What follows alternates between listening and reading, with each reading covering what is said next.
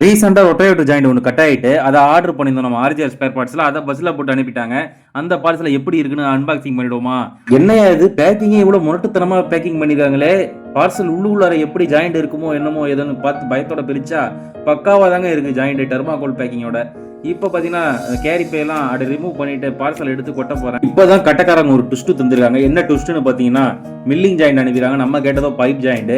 அவங்க milling joint தான் இப்போதைக்கு இருக்குன்னு சொல்லி அனுப்பிட்டாங்க. வேற வழி கிடையாது. உழவு நிக்குதுல்ல.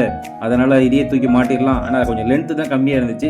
வீடியோ எண்டுல உங்களுக்கு தெரியும் எப்படி அந்த அளவு லைட்டா கம்மியா இருந்துச்சுன்னு. இதெல்லாம் என்னடா வீடியோ? இதெல்லாம் ஒரு வீடியோன்னு நினைக்காதீங்க. இதுல தான் ஒரு மெயின் பாயிண்ட் இருக்கு. இந்த ரொட்டேட்டர் ஜாயிண்ட் இருக்கு பாத்தீங்களா? இதுல அந்த சேஃப்டி போல்ட் சைடை வந்து நம்ம ரொட்டேட்டர்ல போடணும். அது எதனாலன்னு பாத்தீங்கன்னா, லோட் அதிகமாகுள்ள அந்த சேஃப்டி போல்ட் கட் ஆகி அந்த பால் மட்டும் ரன் ஆகும். இதுதான் மெயினான ரீசன். இந்த சேஃப்டி போல்ட்டை தூக்கி நிறைய டிரைவர்கள் வந்து டிரைவர்ல போட்டு ஓட்டுறீங்க. அது மாதிரி ஓட்டக்கூடாதுன்றதை தெரிஞ்சுங்க. இந்த பதிவு பிடிச்சிருந்தா உங்ககிட்ட பிள்ளைய நினைச்சு லைக் அண்ட் சப்ஸ்கிரைப் மட்டும் பண்ணிட்டு போங்க. பாய்.